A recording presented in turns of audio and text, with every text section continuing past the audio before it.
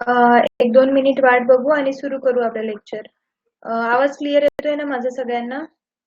मला एकदा कमेंट मध्ये कळवा.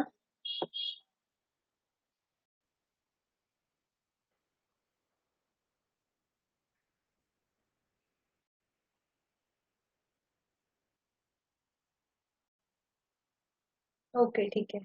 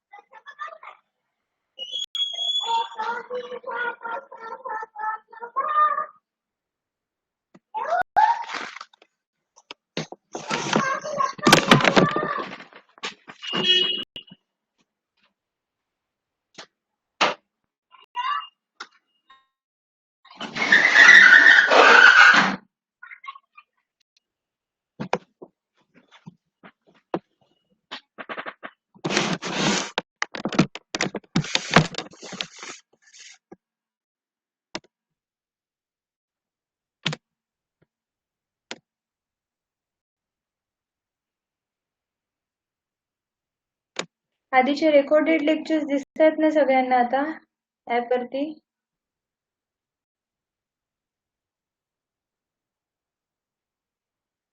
आता सगळं काही ऍप वरतीच पाठवलं जाईल, ठीक आहे. टेलिग्राम वरती काही पाठवलं जाणार नाहीये. नवीन स्टुडंट पण जे आलेले आहेत ना, तुम्ही ऍप वरतीच तुम्हाला सगळं काही भेटून जाणार आहे. आणि आणखी एक गोष्ट की तुम्हाला काही आम्हाला जर नोटीस द्यायची असेल किंवा काही सांगायचं असेल ना, तर नोटीस बोर्ड म्हणून एक ऑप्शन असतो, त्यावरती आम्ही नोटीस टाकणार तुम्हाला. तर तुम्हाला तिथनं कळून जाईल की आम्हाला समजा तुमच्यापर्यंत काही मेसेज पोहोचवायचा असेल तर. कारण नंतर बऱ्याच विद्यार्थ्यांनी ऍडमिशन घेतलेलं आहे तर ते ग्रुपवरती नाही आहेत, ठीक आहे. वाटल्यास आपण एक पूर्ण अकॅडमीचा ग्रुप बनवून घेऊया, त्यावरती मग सगळ्यांनाच ऍड करून टाकता येईल. मग तिथे कॉमन मेसेजेस पाठवता येतील. समजा जे ऍडमिटेड स्टुडंट आहेत आपल्या अकॅडमीचे त्यांचं बनवून घेऊ वाटल्यास आपण. आणि मला वाटतं आता सगळेच लेक्चर झालेले आहेत अपलोड, तर सगळे लेक्चर तुम्हाला दिसत असतील आता.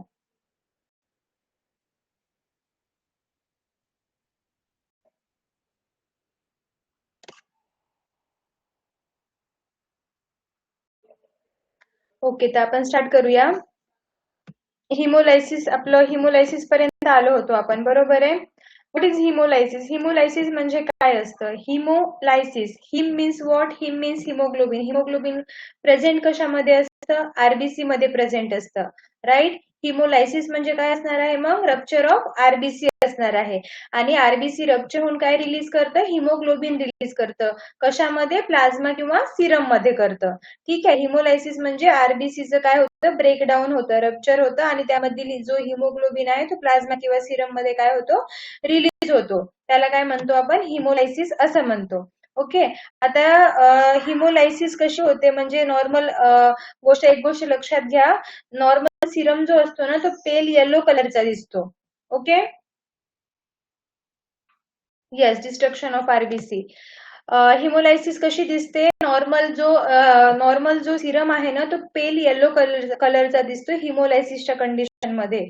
आणि जे हिमोलाइज्ड सिरम असतं ना ते सिरमचा कलर पिंक किंवा रेड कलर मध्ये दिसतो. ओके. या गोष्टी मी तर लिहिलेल्या नाहीयेत पण लक्षात घ्या तुम्ही. नॉर्मल सिरम जो आहे ना पेल येलो जो सिरम आहे ना तो पिंक किंवा रेड कलर मध्ये दिसतो, ठीक आहे. कारण आरबीसी मधून हिमोग्लोबिन बाहेर येते म्हणजे रेड कलरच बाहेर येतोय. ओके, ठीक आहे.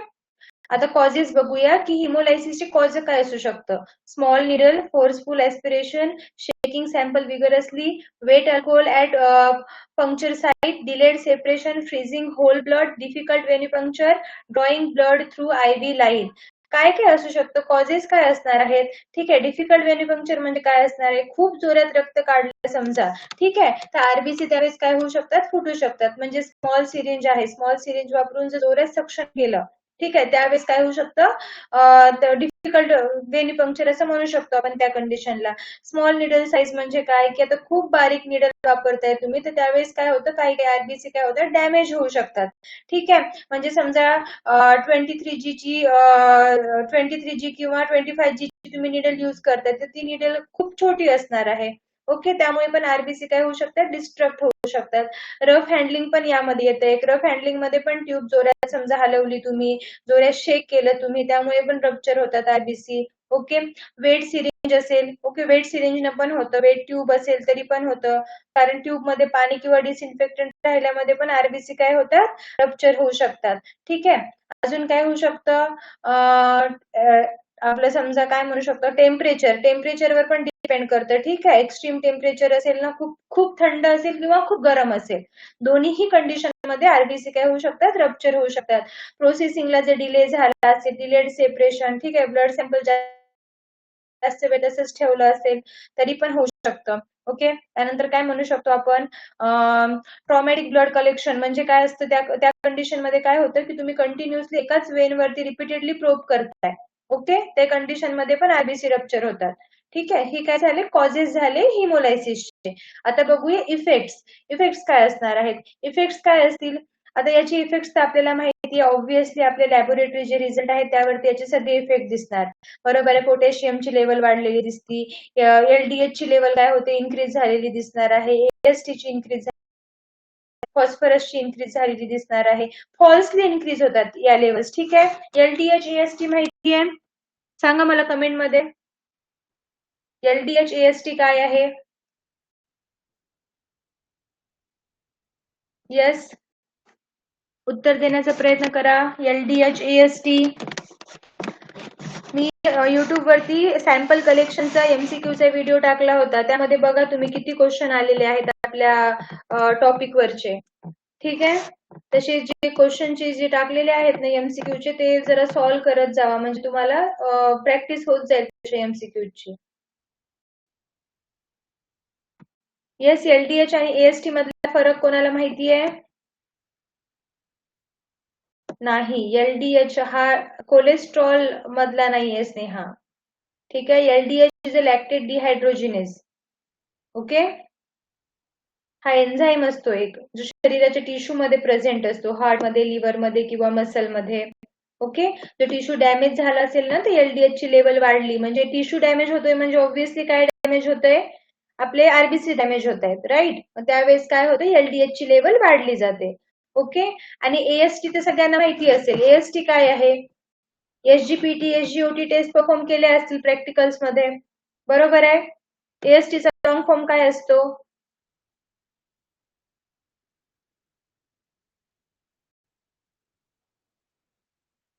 AST, aspartate amino transferase. ठीक आहे, याला एसजीओटी असं पण म्हटलं जातं. हा लिव्हर हार्ट मध्ये प्रेझेंट असतो एन्झाईम. ओके, लिव्हर डॅमेज झालं असेल किंवा काय म्हणू शकतो आपण, मस्क्युलर किंवा एखादी मसल इंजुरी असेल किंवा हार्ट डॅमेज झालं असेल ना, त्यावेळेस एएसटी ची लेवल वाढते. दोन्ही गोष्टी लक्षात ठेवा, एलडीएच आणि एएसटी इम्पॉर्टंट आहे हे. आणि ह्या दोन्हीही एन्झाईम्स बायोकेमिस्ट्रीमध्ये खूप जास्त वेळेस कंटिन्युअसली विचारले जातात, खूप इम्पॉर्टंट रोल प्ले करतात हे. ओके, आता बघू पुढे.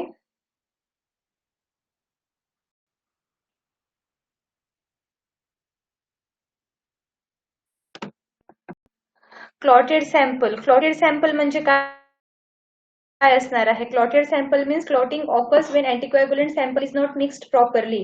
ठीक आहे, समजा अँटीकोएग्युलंट ट्यूब घेतली, त्या ट्यूब मध्ये क्लॉट तयार झाले असतील, तर त्याला काय म्हणू शकतो आपण, क्लॉटेड सॅम्पल, राईट. आता क्लॉट म्हणजे काय असतं, क्लॉट म्हणजे ब्लड कोएग्युलेशन होऊन फायब्रिनचे जे मेश तयार होतं ना, त्याला काय म्हणतो आपण, क्लॉट असं म्हणतो, राईट. आता ह्याचे कॉजेस काय काय आहेत, कॉमनली आता लक्षात घ्या, commonly rejected in CBC sample, coagulation sample, ESR sample. Okay, यावेळेस काय होतं, रिजेक्ट होऊ शकतं क्लॉटेड सॅम्पल. प्रिव्हेन्शन काय घेतलं पाहिजे, mix tube gently immediately after collection, do not shake vigorously and use correct blood anticoagulant ratio. Ratio जो आहे ना तो करेक्ट असला पाहिजे, प्रॉपर मिक्सिंग असली पाहिजे. ठीक आहे, EDTA ट्यूब भरल्यानंतर मिक्स नाही केली तर ती काय होऊन जाणार आहे, इम्प्रॉपर मिक्सिंग होणार आहे, डिले पण नाही जमणार आहे मिक्सिंग मध्ये. ब्लड आणि अँटीकोॲग्युलंट व्यवस्थित मिक्स नाही होणार यामुळे जर डिले केला तर. ठीक आहे, इनएडिक्वेट अँटीकोॲग्युलंट ट्यूब पूर्ण भरावी पण लागते तुम्हाला. ओके, ती पण पूर्ण भरली नसेल तरीही प्रॉब्लेम होतो. ओके, एक्सपायर्ड ट्यूब आहे का ते चेक करावं लागतं. आलं लक्षामध्ये, क्लॉटेड सॅम्पलमुळे पण रिजेक्ट होतो. आता बघू की वाय सॅम्पल रिजेक्ट होण्याचा क्रायटेरिया काय काय आहे हे पण एकदा बघून घ्या. Sample may be rejected if unlabelled sample, हे मला वाटते मी सांगितलं होतं पण एकदा बघून घ्या. Unlabelled sample, wrong label, wrong container, insufficient sample, haemolysed sample, clotted anticoagulate sample, leaking container, contaminated sample, delayed sample, wrong preservative, improper transport, lipaemic sample for certain test आणि icteric sample for certain test. ठीक आहे, आता काय आहे, आता हे reject जे होतं ना, ESR तुम्हाला माहिती आहे ना, ESR चा लॉंग फॉर्म सांगा बरं मला एकदा. ESR टेस्ट,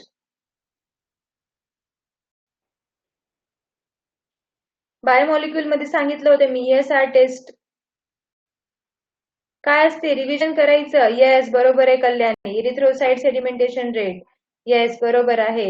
इन्फ्लामेशन जर झालं असेल, इन्फेक्शन नाही, बॉडीमध्ये जर इन्फ्लामेशन झालं असेल तर ते चेक करण्यासाठी ESR टेस्ट परफॉर्म केली जाते. ओके, येस बरोबर आहे मानसी. ओके, आता या कंडिशन मध्ये काय होतं, सॅम्पल काय होऊ शकतो, रिजेक्ट होऊ शकतो. ओके, हिमोलाइज्ड सॅम्पल असेल, फ्लॉटेड सॅम्पल असेल, रॉंग कंटेनर घेतलं असेल किंवा क्वांटिटी जितकी लागते तितकी घेतली नसेल, लेबल केलं नसेल, पेशंटचं नाव नसेल, एज नसेल, ओके, मिसलेबल सॅम्पल असेल, लीक झालेलं सॅम्पल असू शकतं किंवा एक्सपायर्ड सॅम्पल, प्रॉपर स्टोरेज केलं नाही, या सगळ्या कारणामुळे काय होऊ शकतं, सॅम्पल रिजेक्ट होऊ शकतो. ओके, ठीक आहे, तर पुढे बघू. ब्लड सॅम्पलचे टाईप आहेत हे झालं होतं का आपलं. Venous blood from veins, most common CBC, LFT, KFT lipid profile साठी वेनस ब्लड घेतलं जातं.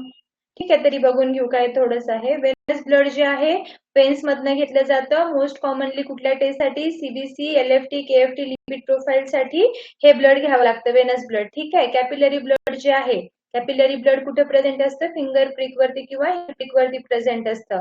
ब्लड ग्लुकोज किंवा HbA1c टेस्ट करायची असेल तर कॅपिलरी ब्लड घ्यावं लागतं. अर्टेरियल ब्लड जे आहे ते कुठं असणार आहे, कुठून घेणार आहे, फ्रॉम अर्टरी, किंवा कुठली अर्टरी, रेडियल किंवा फिमरलची जी अर्टरी आहे तिथनं ब्लड घ्यावं लागतं. आणि गॅससाठी, गॅस म्हणजे अर्टेरियल ब्लड गॅसच्या टेस्टसाठी ही सॅम्पल घ्यावं लागतं इथलं. ओके, अँटीकोॲग्युलेट जे ब्लड आहे त्याच्यासाठी विथ अँटीकोॲग्युलंट प्रेझेंट असायला हवं, तर ते कशासाठी घ्यावं लागतं, CBCSR साठी घ्यावं लागतं.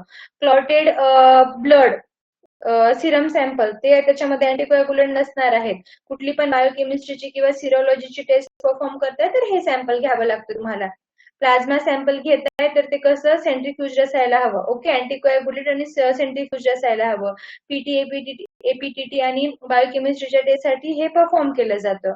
कॅपिलरी ब्लड ग्लुकोज आहे, FBS, त्यालाच काय म्हणतात, फास्टिंग ब्लड शुगर म्हणतात, तिथलं सॅम्पल घ्यावं लागतं. PPBS, पोस्ट प्रँडियल, यासाठी पण तुम्हाला इथलं सॅम्पल घ्यावं लागतं. ओके, न्यूनॅटल हिलप्रिक, न्यूबॉर्नची जर स्क्रीनिंग टेस्ट करायची असेल तर हिलप्रिकचं सॅम्पल घ्यावं लागतं.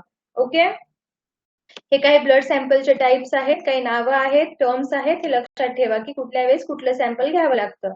ओके, आता आपण स्टार्ट करू आपलं next, that is urine sample.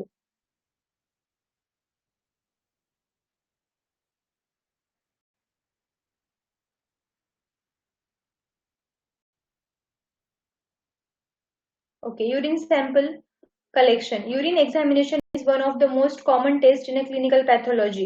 Urine sample collection म्हणजे काय? आता लॅबोरेटरी मध्ये एक्झामिनेशन साठी कधी कधी युरिन सॅम्पल पण लागत असतं, बरोबर आहे. तर युरिन सॅम्पलला कलेक्ट करावं लागतं, तर त्याच्या पण काही मेथड्स असतात, काही स्टेजेस असतात. त्या पद्धतीने त्याला काय करावं लागतं, कलेक्ट करावं लागतं for better result. Okay, result जर आपल्याला करेक्ट पाहिजे असेल तर त्यावेळेस त्याला काय करावं लागतं, कलेक्ट करावं लागतं. ओके, आणि खूप कॉमन टेस्ट असते क्लिनिकल पॅथॉलॉजी मध्ये, युरिन एक्झामिनेशन म्हणतो त्याला आपण. त्याचे टाइप्स आहेत. आता युरिन कलेक्ट करावी का लागते किंवा कुठल्या कंडिशन मध्ये करावी लागते, लक्षात घ्या एक गोष्ट. एखादा किडनी डिसीज झाला असेल, ओके, किडनी डिसीजच्या वेळेस किंवा डायबिटीजची कंडिशन असेल किंवा युटीआयचं असेल किंवा प्रेग्नेन्सी असेल किंवा एखादा लिव्हरचा डिसऑर्डर झाला असेल, तर अशा कंडिशनच्या वेळेस युरिन सॅम्पल मस्ट असतं. त्यावेळेस युरिन सॅम्पलच घ्यावं लागतं तुम्हाला. ठीक आहे. आता युरिन सॅम्पलचे पण टाइप्स आहेत. त्यामध्ये काय काय येतं, फर्स्ट येतं रॅन्डम युरिन, सेकंड येतं early morning urine, mid stream urine, 24 hours urine, catheter urine किंवा सुप्रापुबिक युरिन. ठीक आहे. तर हे आपण डिटेलमध्ये बघूया की हे टाइप्स काय आहेत नेमके. ओके, फर्स्ट जे आहे ते आहे रॅन्डम युरिन सॅम्पल. आता हे रॅन्डम म्हणजेच कळते तुम्हाला की any time. Okay, that sample can be collected any time. कुठल्याही टाइम मध्ये हा सॅम्पल काय करू शकतो, कलेक्ट करू शकतो. आता हे यूज कशासाठी केलं जातं, रुटीन युरिन एक्झामिनेशन असेल समजा, ठीक आहे, शुगर टेस्ट असेल, युरिन मध्ये प्रोटीन प्रेझेंट असेल, कीटोन बॉडीज प्रेझेंट असेल किंवा मायक्रोस्कोपी टेस्ट परफॉर्म करायची असेल तर रॅन्डम युरिन सॅम्पल घेतलं तरी चालत असतं. ठीक आहे. डिसएडव्हान्टेज काय आहेत, कमी कॉन्सन्ट्रेटेड असतं आणि may vary with a fluid intake, आणि किती पाणी पितोय त्यावरती पण डिपेंड करतं. ठीक आहे. तर हे रॅन्डम युरिन सॅम्पल मध्ये येतं. पुढे बघूया आता early morning urine sample. Early morning urine sample काय असणार आहे, best for routine urine examination. हे पण आपण जे युरिन एक्झामिनेशन करणार आहे त्यासाठी बेस्ट असणार आहे. सकाळी उठल्यानंतरची पहिली जी युरिन असते ना, त्याचं सॅम्पल घ्यायचं असते इथं. ओके, आणि हे मोस्ट कॉन्सन्ट्रेटेड सॅम्पल असतं, हे लक्षात ठेवायचं. ठीक आहे.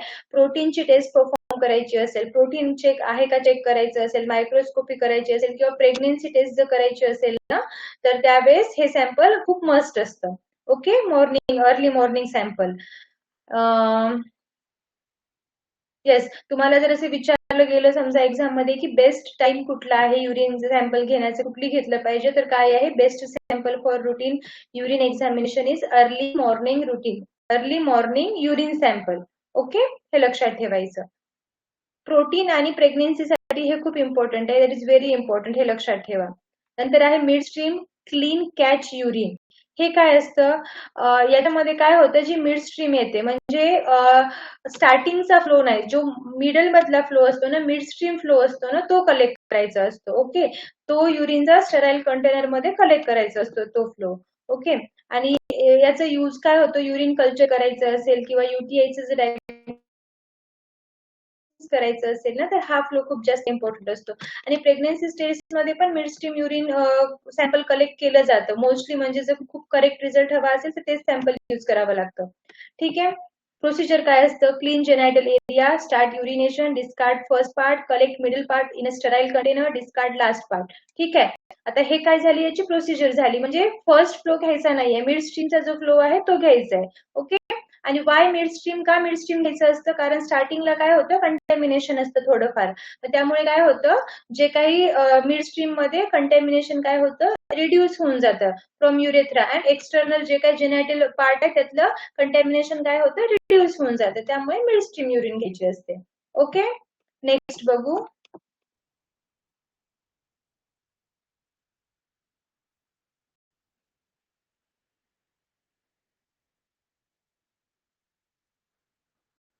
24 आवर्स 24 आवर युरिन सॅम्पल.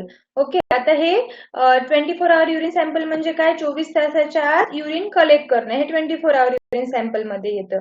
हे पण जर क्रिएटिनिनची टेस्ट करायची असेल, ओके, त्यानंतर प्रोटीन, हार्मोन्सची, कॅल्शियम, युरिक ऍसिड, कॅटेकोलामाइनची यांची जर टेस्ट परफॉर्म करायची असेल तर या टाइमचं सॅम्पल तुम्हाला चालतं, 24 तासाचं पण सॅम्पल तुम्हाला चालत असतं. ओके, आणि कलेक्शन मेथड सेम असणार आहे, discard first morning urine, note time note करावा लागणार आहे तुम्हाला, कारण 24 आवर्स मध्ये तुम्हाला करायची आहे. Include next day first morning urine, store in a cool place, आणि काय करायचंय, कूल प्लेस मध्ये याला स्टोर करून ठेवायचे. ओके, एक पण सॅम्पल मिस झालं नाही पाहिजे. 24 आवर्स जे तुम्ही रुटीन सॅम्पल घेताय ना, त्यामध्ये एक पण सॅम्पल मिस झालं नाही पाहिजे, हे लक्षात ठेवायचे. ओके. येस, आता काही युरिन प्रिझर्वेटिव्ह आहेत. युरिन प्रिझर्वेटिव्ह कशाला लागणार आहेत? ते काय करतात? सेल्सला प्रिझर्व करून ठेवतात. ओके, कशासाठी प्रिझर्व करावं लागतं? कधी मायक्रोस्कोपीची टेस्ट परफॉर्म करायची असते किंवा कधी कल्चरसाठी, तर त्यांच्यातले जे सेल्स आहेत ना, त्यांना काय करावं लागतं? प्रिझर्व करून ठेवावं लागतं. तर काही प्रिझर्वेटिव्ह आहेत युरिन सॅम्पलचे, ते बघून घेऊया आपण. त्यामध्ये येतं toluene, formalin, thymol, boric acid, hydrochloric acid, sodium carbonate and refrigeration. ठीक आहे, हे काय आहेत? प्रिझर्वेटिव्ह आहेत कॉमन. फॉर्मॅलिन हे खूप इम्पॉर्टंट प्रिझर्वेटिव्ह आहे, हे लक्षात ठेवायचं. It is very important. हे काय करतं? त्याच्यातले जे सेल्स आहेत ना, त्यांना प्रिझर्व करतं. ओके, कशासाठी? मायक्रोस्कोपीसाठी प्रिझर्व करत असतं. And next important is boric acid. Boric acid जो आहे ना, तो काय करतो? जे काही बॅक्टेरिया, आता समजा तुम्ही सॅम्पल ठेवताय, बरोबर आहे, तर त्यावरती बॅक्टेरियाची ग्रोथ होऊ शकते. तर त्या ग्रोथला काय करतं? थांबवण्याचं काम करतं बोरिक ऍसिड. ओके, आणि त्यासाठी बोरिक ऍसिड इम्पॉर्टंट आहे कल्चरसाठी. आलं लक्षामध्ये? HCl पण खूप इम्पॉर्टंट आहे. हार्मोनची स्टडी करायची असेल ना, तर HCl घ्यावं लागतं. ओके, कॅल्शियम इस्टिमेशन साठी वगैरे HCl लागतं. त्यानंतर रेफ्रिजरेशन तर आहेच. 2 to 8 डिग्री सेल्सिअस पर्यंत तुम्हाला स्टोरेज करता येतं. हे खूप खूप कॉमन प्रिझर्वेटिव्ह आहे. आलं लक्षामध्ये? येस, इथे आय थिंक मी डिटेलमध्ये पण दिलेलं आहे. हे बघा, फॉर्मॅलिन आहे, प्रिझर्व करतं सेल्सला, कास्टला. काही सेडिमेंट्स असतील तर त्यांना काय करतं? फॉर्मॅलिन प्रिझर्व करण्याचं काम करतं. डिसएडव्हान्टेज काय येतात? Interfere with chemical test. Chemical test perform करताना कधी कधी त्यांचं इंटरफिअरन्स होऊ शकतं फॉर्मॅलिनचं वगैरे. Okay, boric acid urine culture preservation साठी खूप जास्त इम्पॉर्टंट आहे. हायड्रोक्लोरिक जे आहे 24 hour urine for calcium, catecholamines आणि VME यासाठी इम्पॉर्टंट आहे. रेफ्रिजरेशन तर खूप जास्त मोस्ट कॉमन प्रिझर्वेटिव्ह आहे.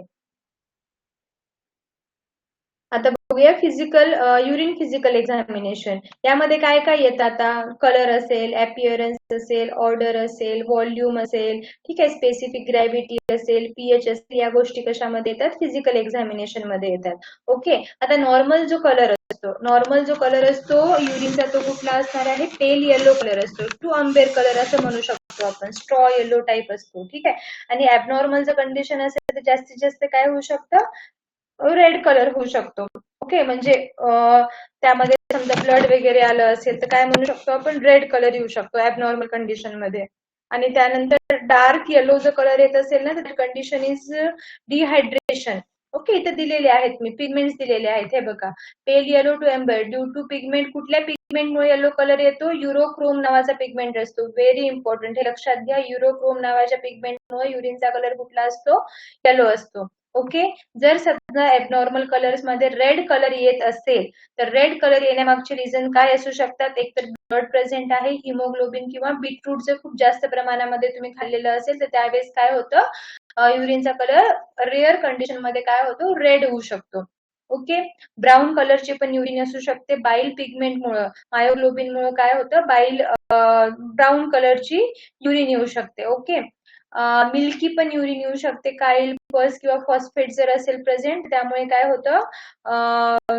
मिल्की युरिन येऊ शकते. ब्लॅक कलरची जर युरिन येत असेल तर अल्कॅटो न्यूरिया किंवा मेलॅनिन पिगमेंटेशन झालं असेल तर ब्लॅक कलरची युरिन येते. ओके, आणि ऑरेंज कलरची युरिनचं मेजर रिझन असतं ड्रग्स किंवा कॉन्सन्ट्रेटेड जर युरिन खूप जास्त असेल, म्हणजे पाणी तुम्ही कमी पिलेलं असेल, डिहायड्रेशनची कंडिशन असेल, तर यावेळेस काय होतं? ऑरेंज कलर येतो युरिनचा. ओके, हे कलर लक्षात ठेवायचे आणि हे कलर येण्यामागचे रिझन काय आहेत हे पण लक्षात ठेवायचं. आणि नॉर्मल कलर जो असतो तो कुठला असतो? पेल येलो कलर असतो. आणि कुठल्या पिगमेंटमुळे असतो? युरोक्रोम नावाच्या पिगमेंटमुळे युरिनचा कलर कुठला असतो? येलो असतो. ओके, आता युरिन अपिअरन्स बघूया. अपिअरन्स कसं असणार आहे? Clear. Okay, turbid urine due to pus cell, RBCs, bacteria, crystals, phosphate किंवा म्युकस. काय होतं? टर्बिड युरिन येत असेल तर टर्बिड युरिन येण्यामागचं रिझन काय असणार आहे?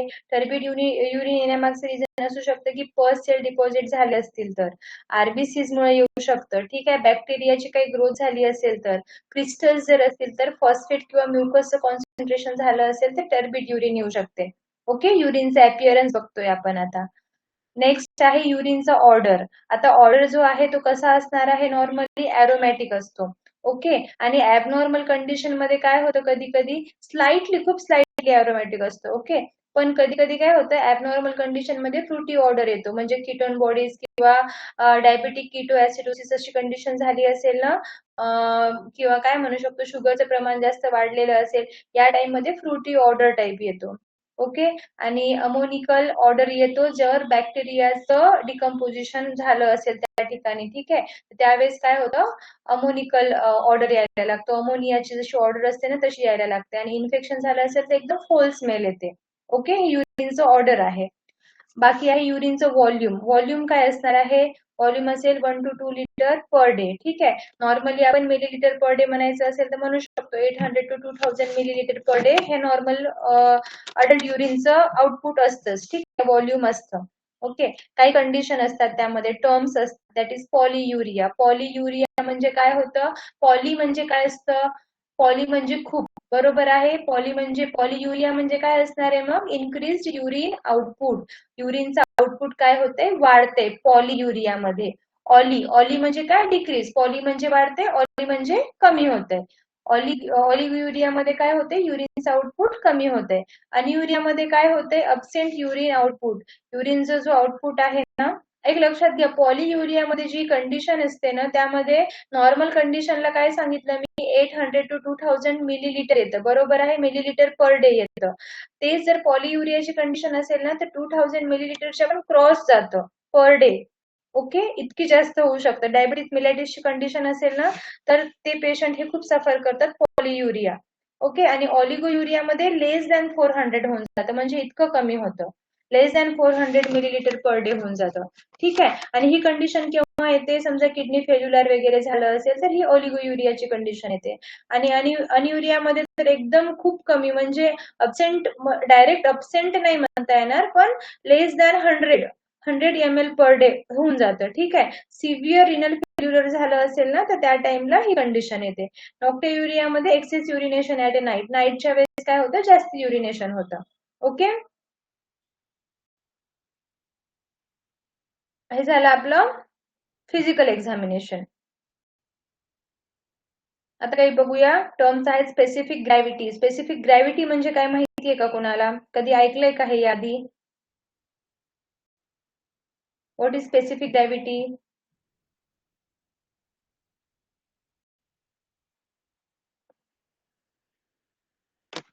येस, उत्तर देण्याचा प्रयत्न करा.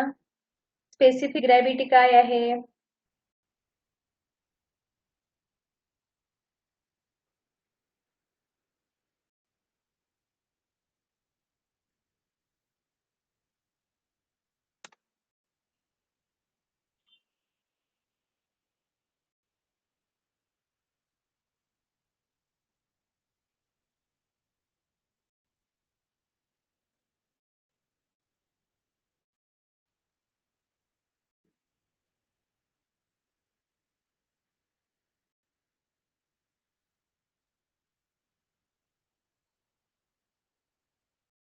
आवाज आहे ना माझा? सगळ्यांना येतोय ना?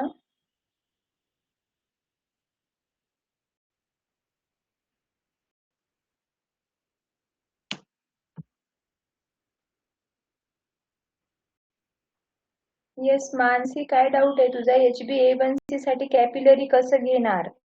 घेता येतं. ठीक आहे, HbA1c टेस्ट साठी कॅपिलरी ब्लड घेता येतं.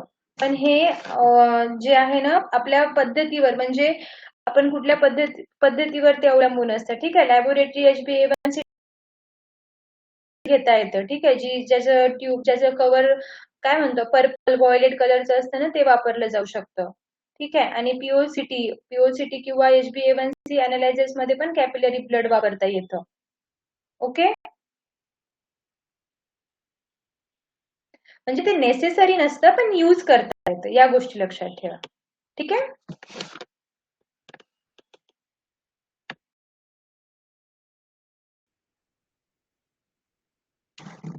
येत आहे ना क्लिअर? हा, स्पेसिफिक ग्रॅव्हिटी विचारलं मी, काय आहे स्पेसिफिक ग्रॅव्हिटी?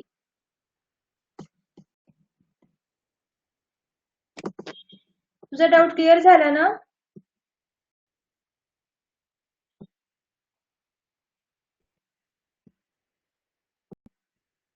स्पेसिफिक ग्रॅव्हिटी म्हणजे रेशिओ असतं युरिनचं आणि वॉटरचं. ओके, बरोबर आहे. ठीक आहे, युरिनचं येस येस करेक्ट आहे. ओके, युरिन किती कॉन्सन्ट्रेटेड किंवा किती डायल्युटेड आहे हे सांगणं म्हणजे काय असतं, स्पेसिफिक ग्रॅव्हिटी असते. इन इझी वर्ड ओके काय म्हणू शकतो आपण की युरिन किती कॉन्सन्ट्रेटेड आहे किंवा किती डायल्युटेड आहे, म्हणजेच काय वॉटर किती प्रेझेंट आहे, वॉटर कमी आहे का जास्त आहे. ठीक आहे, that condition is specific gravity. Normal range काय असते त्याची, नॉर्मल काय असणार आहे.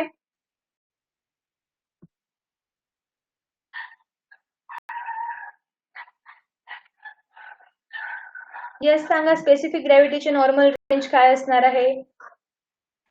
हा कशामध्ये येतं.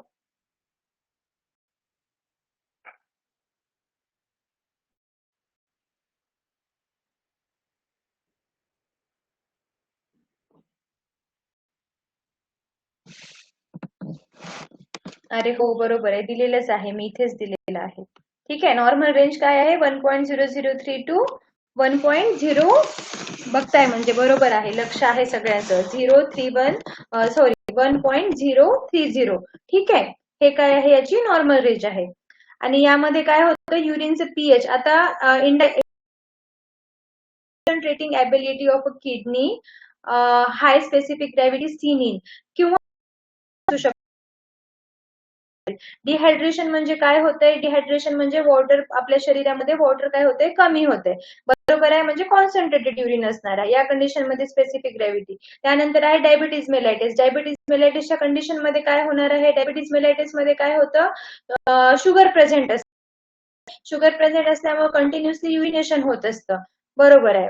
येस निशांत बरोबर आहे, लेस क्वालिटी वॉटर कमी वॉटर प्रेझेंट असतं. प्रोटीन युरियामध्ये प्रोटीन प्रेझेंट असणार आहे. ओके, लो स्पेसिफिक ग्रॅव्हिटी मध्ये काय होतं डायबिटीज इन्सिपिडिस फेल्युलर एक्सिस वॉटर इन कशाची कंडिशन आहेत, लो स्पेसिफिक ग्रॅव्हिटीची कंडिशन आहेत. हे हा जो पॉइंट आहे ना स्पेसिफिक ग्रॅव्हिटी खूप इम्पॉर्टंट पॉइंट आहे. ओके, त्यामुळे हे व्यवस्थित करा. नॉर्मल रेंज लक्षात ठेवा. कॉन्सन्ट्रेटिंग जी ॲबिलिटी आहे ती कुठल्या कंडिशन मध्ये येते. ठीक आहे, कुठल्या कंडिशन मध्ये हाय स्पेसिफिक ग्रॅव्हिटी दिसून येते आणि कुठल्या कंडिशन मध्ये लो स्पेसिफिक ग्रॅव्हिटी दिसून येते, हे लक्षात ठेवायचं. हाय स्पेसिफिक दिसते म्हणजे वॉटर काय होते कमी होते, वॉटरचं कॉन्सन्ट्रेशन काय होणार आहे कमी होणार आहे. आणि लो स्पेसिफिक दिसते म्हणजे काय होणार आहे, वॉटरचं कॉन्सन्ट्रेशन काय होईल जास्त होणार आहे. खूप जास्त पाणी पिताय ओके, किंवा क्रोनिक रिनल फेल्युलर झालं असेल त्या टाइमला ऑब्व्हियसली आपल्या शरीरामध्ये पाण्याचं ठीक आहे, आणि अपोजिट टू दॅट काय होणार आहे, डिहायड्रेशन मध्ये पाण्याचं पूर्ण कॉन्सन्ट्रेशन कमी होऊन जाणार, ते हाय स्पेसिफिक ग्रॅव्हिटी मध्ये येऊन जाईल. आलं लक्षात. नेक्स्ट बघू आता युरिन पीएच. पीएच काय असतो 4.5 टू 8. ठीक आहे, हा युरिनचा पीएच आहे. त्यानंतर ऍव्हरेज पीएच जर आपण म्हणायला गेलं तर ऍव्हरेज पीएच 6 असतो. ठीक आहे, स्लाइटली ऍसिडिक असतं ते. Acidic urine seen in. आता acidic urine proper acidic urine कुठल्या कंडिशन मध्ये पाहायला भेटते. फर्स्ट आहे हाय प्रोटीन डाएट. ओके, जे जिम बडीज वगैरे असतात, जिम वगैरे करणारे असतात त्यांच्यामध्ये हाय प्रोटीन डाएट असतं. ठीक आहे, ते खूप जास्त प्रमाणामध्ये प्रोटीन घेतात, तर त्यांच्या कंडिशन मध्ये काय होतं ऍसिडिक युरिन असते. ओके, फिवर झालं असेल, ताप आली असेल, या कंडिशन मध्ये पण ऍसिडिक युरिन येते. डायबिटीज मिलायटस स्टार्वेशन कंडिशन असेल, ठीक आहे, यावेळेस कसे येणार आहे ऍसिडिक युरिन येणार आहे. ओके, आणि त्यानंतर काय असतं जी अल्कलाईन युरिन आहे, अल्कलाईन युरिन कुठल्या कंडिशन मध्ये दिसती, समजा तुम्ही डाएट व्हेजिटेरियन डाएट घेताय. ओके, युटीआय ची कंडिशन असेल किंवा ओल्ड युरिन सॅम्पल असेल, ते सॅम्पल घेतलेलं असेल तुम्ही, वॉमिटिंगची कंडिशन असेल, तर त्यावेळेस कसं दिसणार आहे अल्कलाईन युरिन दिसणार आहे. ठीक आहे, हे दोन्ही गोष्टी लक्षात ठेवा, ऍसिडिक युरिन आणि अल्कलाईन युरिन कुठल्या कंडिशन मध्ये दिसतं. पुढे बघू आता.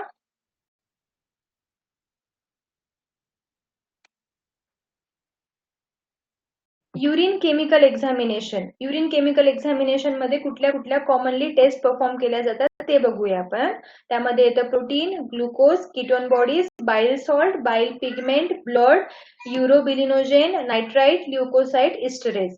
ठीक आहे, इतक्या टेस्ट युरिन केमिकल एक्झामिनेशन मध्ये परफॉर्म केल्या जातात. आता आपण टेस्ट वाईज पण बघून घेऊया. फर्स्ट टेस्ट आहे protein in a urine. Proteinuria म्हणतो आपण त्या कंडिशनला.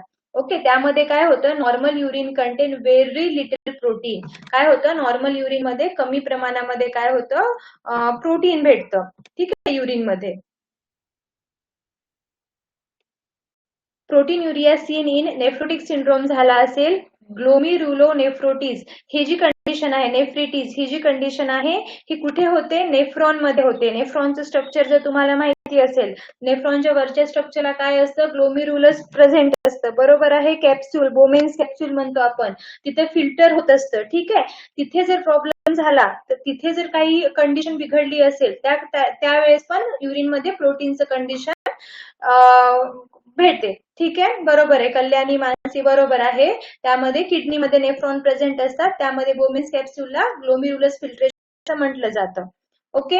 हायपरटेन्शनची कंडिशन असेल तर त्यावेळेस सुद्धा युरिन मध्ये प्रोटीनचं कॉन्सन्ट्रेशन दिसतं, फिवर मध्ये दिसतं. ठीक आहे. प्रेग्नेन्सी इंड्युस्ड हायपरटेन्शन असेल त्यावेळेस पण प्रोटीनचं कॉन्सन्ट्रेशन युरिन मध्ये काही प्रमाणामध्ये दिसू शकतं, खूप खूप कमी प्रमाणामध्ये दिसतं. ठीक आहे, हायपरटेन्शनच्या कंडिशन मध्ये. तर कॉमन टेस्ट कुठल्या असतात? प्रोटीन जर युरिन मध्ये प्रोटीन डिटेक्ट करायचं असेल तर कुठल्या कॉमन टेस्ट असतात ते लक्षात घ्या. त्यामध्ये कुठल्या कुठल्या येणार आहेत?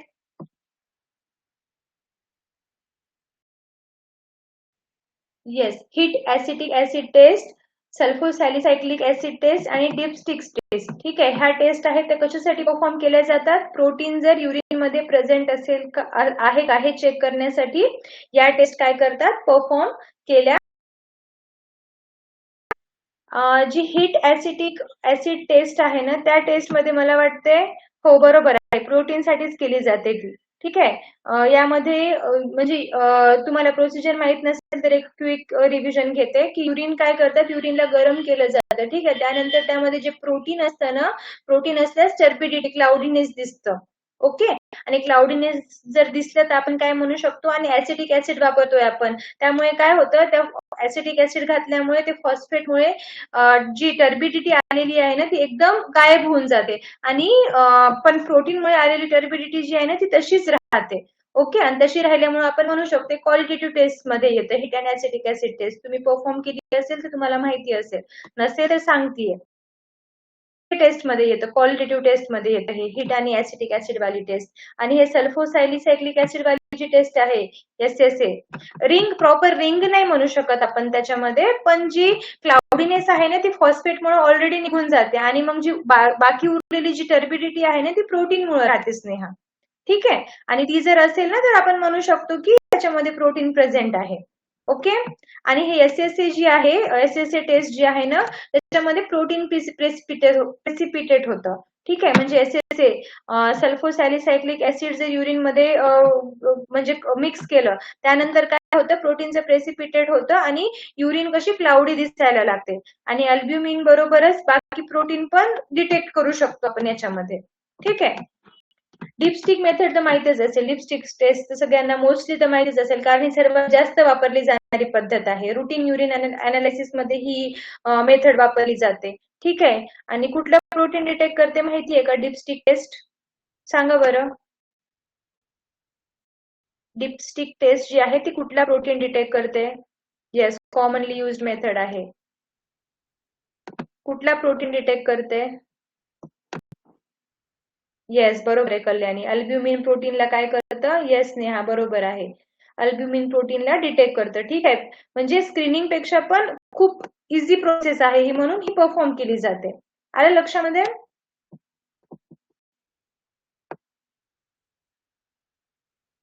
पुढे बघूया. Glucose in urine. आता ग्लुकोज इन युरिन कंडिशन असेल तर काय म्हणतो आपण? ग्लुकोज युरिया म्हणतो. ठीक आहे.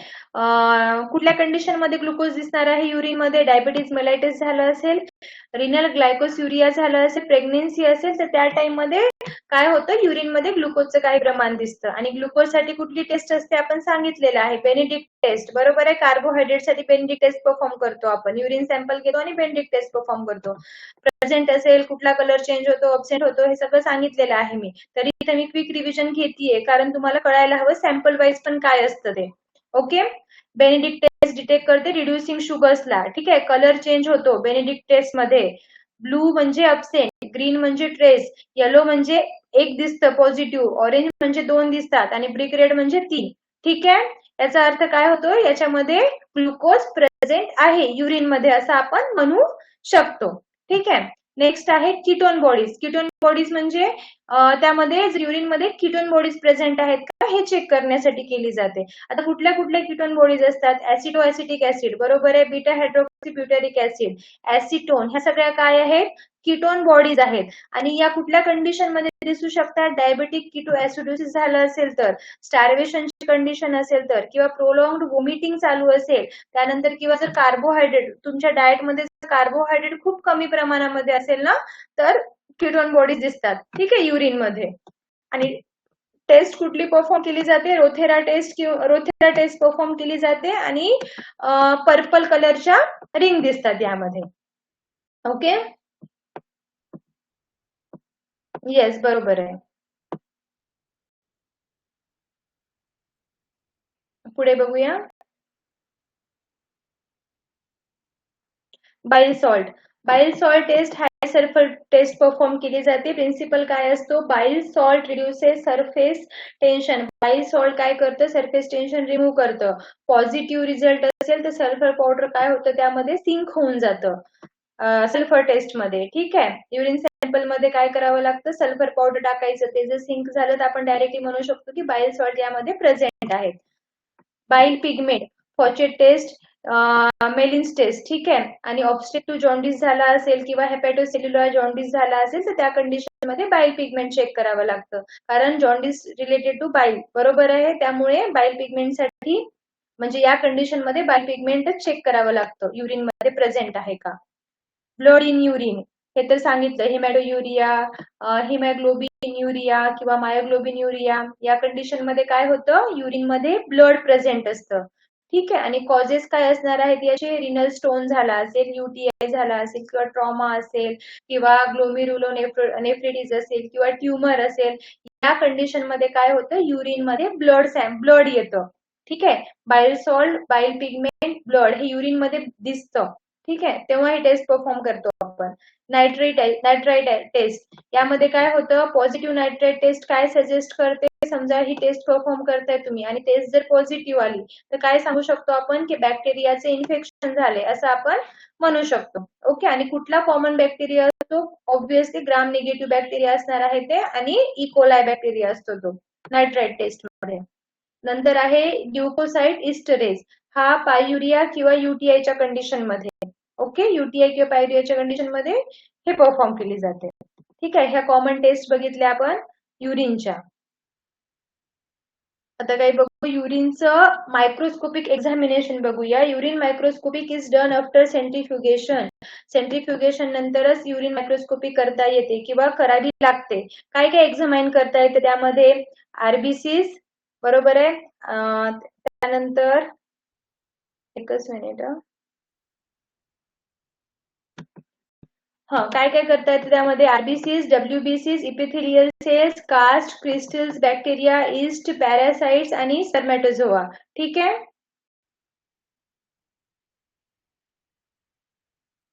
स्पर्मॅटोझोआ. ठीक आहे, हे एक्झामाइन करण्यासाठी मायक्रोस्कोपी करावी लागते. ओके, आता जे RBC आहे, RBC जे आहे त्याचं नॉर्मल असतं 0 to 1 HPF. ठीक आहे, RBCचं किडनी स्टोन वगैरे असेल तर त्या कंडिशन मध्ये वाढलेलं दिसतं, UTI वगैरे असेल तर त्या कंडिशन मध्ये वाढलेलं दिसतं.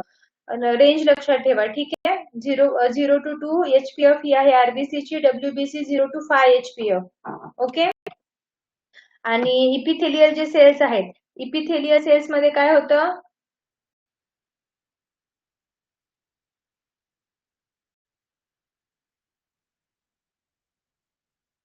इपिथेलियल सेल्स काय आहेत? इन्क्रीज होतात. कंटॅमिनेशन झालं असेल किंवा युरिनरी ट्रॅकचा एखादा डिसीज झाला असेल तर त्यावेळेस काय होतात? ते सेल इन्क्रीज होतात. ओके, येस, बरोबर आहे. हाय पॉवर फील्ड मॅग्निफिकेशन मायक्रोस्कोपचं आहे ते. ओके, मायक्रोस्कोप मध्ये ते वापरलं जातं, ती हाय पॉवर, त्याला डायरेक्टली असं म्हणू शकतो हाय पॉवर ऑब्जेक्टिव्ह.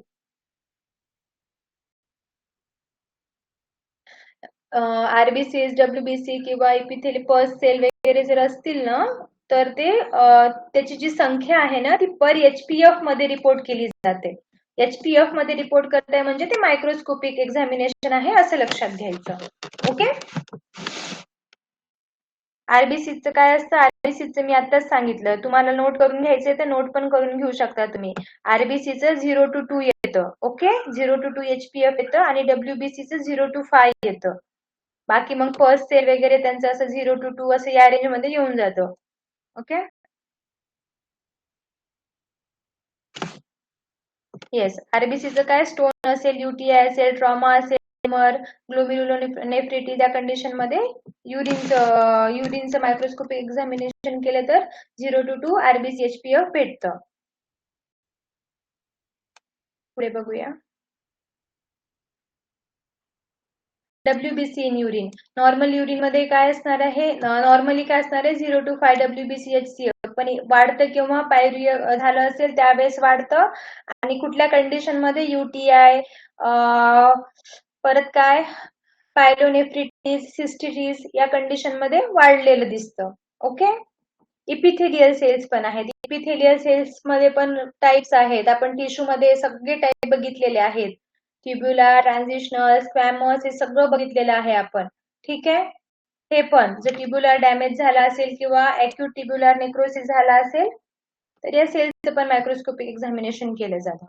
ओके, बाकी जो आहे तो आपण आता काय करू, उद्या बघूया. युरिनरी कास्ट वगैरे जे आहेत ते उद्या बघू आपण. कोणाला जर काही डाऊट असेल तर विचारा, काही डाऊट नसेल. मला सांगितलं नाही रे तुम्ही, सगळे लेक्चर्स दिसत आहेत ना?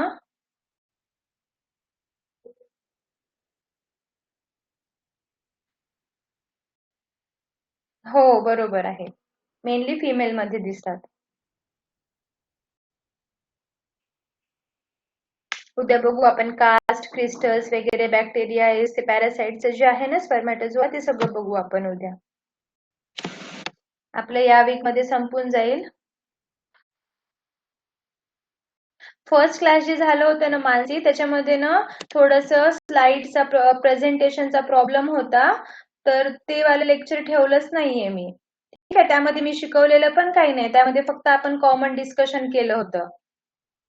हा बरोबर आहे, इन्फॉर्मेशन ते ठेवली नाहीये. आपले फक्त जे लेक्चर्स आहेत ना त्या क्लासेस ठेवलेले आहेत.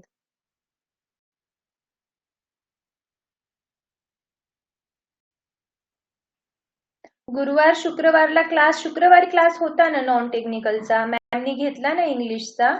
आणि गुरुवारी मला वाटते काहीतरी प्रॉब्लेम झाला होता, ऍपचाच काहीतरी टेक्निकल इश्यू होता. कसं असतं, एका वेळेस जर 1-2 सर एकदाच लॉग इन केले ना तर टेक्निकल इश्यू येतो आणि मग तो 2-3 तास रिकवर होत नाही, किंवा कधी कधी 4-5 तास पण रिकवर व्हायला लागतात. आणि ते आपल्या हातात नसतं ना, आपण काय करणार त्याच्यासाठी, काही करू शकत नाही. त्यामुळे मग क्लास पोस्टपोन करावा लागतो. आणि आपल्याकडे हेच क्लास चालू नाही आणि आपल्याकडे बरेच क्लासेस चालू आहेत. त्यामुळे कधी कधी ही कंडिशन होते, सिच्युएशन येते, कधी कधी कधी कधी तुमचं कॅन्सल होतं, कधी कधी बाकीच्यांचं कॅन्सल होऊ शकतं. मोस्टली तर होतच नाही कॅन्सल, आपण तर घेण्याचा प्रयत्न करतोच, किती का वेळ होत नाही पण घेतोच, पण रेअर कंडिशन मध्ये होऊ शकतं. ठीक आहे,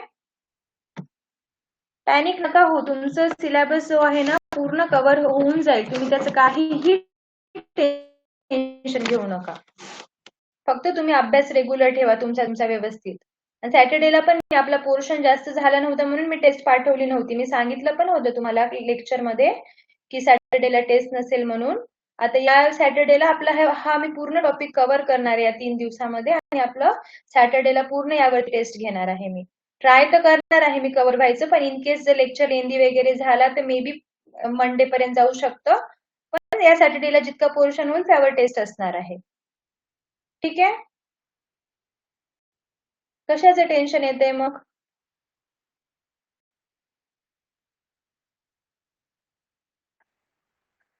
सेल्फ डाऊट नाही घ्यायचा, आपण आपली तयारी चांगली ठेवायची. ठीक आहे, सेल्फ डाऊट काय असतं, आपण सेल्फ डाऊट केव्हा येतं, जेव्हा आपल्याला वाटतं की आपण आपली तयारी कुठेतरी कमी पडली आहे. बरोबर आहे, आपण आपलं स्ट्रॉंग प्रिपरेशन ठेवायचं. जितक्या गोष्टी आपण लर्न करू शकतो तितक्या गोष्टी लर्न करायच्या आपण. येणार नाही सेल्फ डाऊट. प्रॅक्टिस खूप ठेवा, एमसीक्यू खूप सॉल्व्ह करत जावा. मी बरेच युट्यूब वरती व्हिडिओ टाकत असते, मी ग्रुप वरती पण पाठवते एमसीक्यूचे, तुमच्यासाठी खूप इम्पॉर्टंट आहेत ते सॉल्व्ह करा. आता ते झाल्यानंतर वाटल्यास मी तुम्हाला ना त्या एमसीक्यूचे पीडीएफ पण सेंड करून टाकते, किंवा आपल्या ऍप वर अपलोड करून टाकते, तुम्ही तिथनं पण सॉल्व्ह करून घेऊ शकता. पण त्यात आन्सर्स नाही आहेत. मी तुम्हाला आन्सर सांगतेय, पण त्यात आन्सर्स नाहीयेत. मग ते तुम्हाला शोधून लिहावे लागतील, म्हणजे सोडवावे लागतील. त्यात काही डाऊट असेल तर तुम्ही मला विचारू शकता. ठीक आहे, ते पण व्हिडिओ पाहत चला. युट्यूबवरचे पण व्हिडिओ कामाचे आहेत तुमच्या. काय होते शिल्पा, माझं ऑल लेक्चर मध्ये डाउनलोडेड होतं. म्हणजे मला कळत नाहीये काय म्हणतीये तू.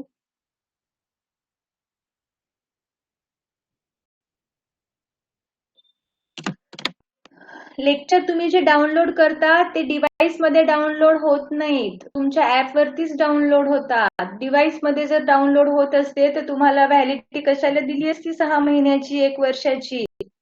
बरोबर आहे का नाही? ऍप मध्येच डाउनलोड होतात ते, आणि ऍप मधनच तुम्हाला अभ्यास करावा लागतो.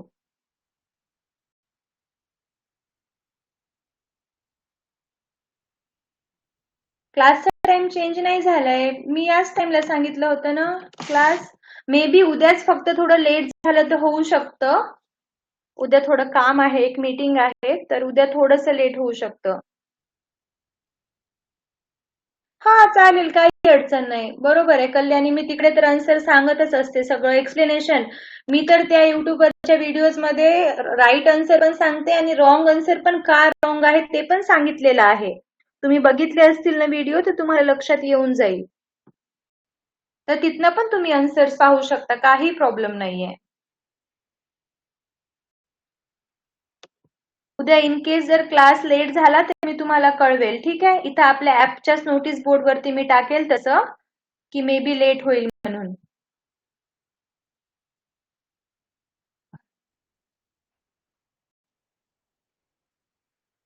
बरं ठीक आहे, चालेल ना. ठीक आहे, तिथले पण MCQ सॉल्व्ह करा, काहीही अडचण नाहीये. तुमच्यासाठी खूप टाकलेले आहेत, lab technician, lab assistant, LSO सगळ्यांसाठी टाकलेले आहेत. सगळे सॉल्व्ह करा. ठीक आहे, बोल मानसी.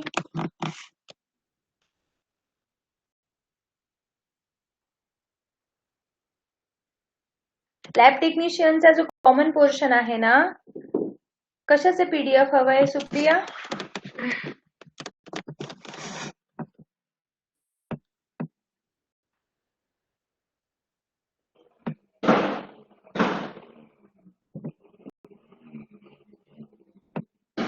MCQचा PDF. हो, ते सिरीज कंप्लीट केली ना, मी तुम्हाला पाठवते ते PDF वर. ठीक आहे, पाठवते म्हणजे ऍप वरती टाकते मी तो PDF, तुम्ही तिथनं पाहू शकता डायरेक्टली. 12th आणि DMLT रजिस्ट्रेशन पाहिजे ना. DMLT चं रजिस्ट्रेशन म्हणतीयस ना, पाहिजे ते.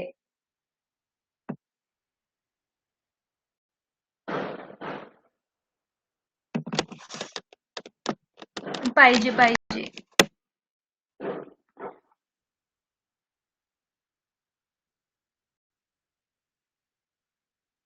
ओके, ठीक आहे मग चला.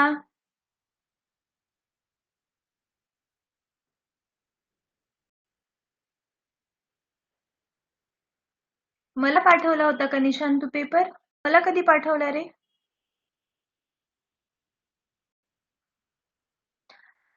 ते सगळे पेपर आहेत रे, ते मॅम टाकतील तुमचं. मलेरिया मॅम शिकवलेलं आहे ना तुम्हाला, तर मॅम तुम्हाला सांगत असतील ना ते PYQचं, ते टाकतील मॅम तुमचा पेपर. जे पेपर आपल्याकडे अवेलेबल आहेत ना, ते सगळे आपण त्याचे व्हिडिओ बनवलेले आहेत. ते व्हिडिओ आपण टाकू, इकडे पण टाकू, ऍप वरती पण, युट्यूब वरती पण टाकू, तुम्हाला दोन्हीकडे दिसून जातील. ठीक आहे, चला आता थांबूया, बराच वेळ झालाय, दुसरं लेक्चर आहे. उद्या बघू, उद्या थोडंसं लेट होऊ शकतं. ठीक आहे, आधीच सांगतेय, थोडं लेट होऊ शकतं. जर झालं तर मी तुम्हाला, लवकर झालं तर लवकरच घेईल.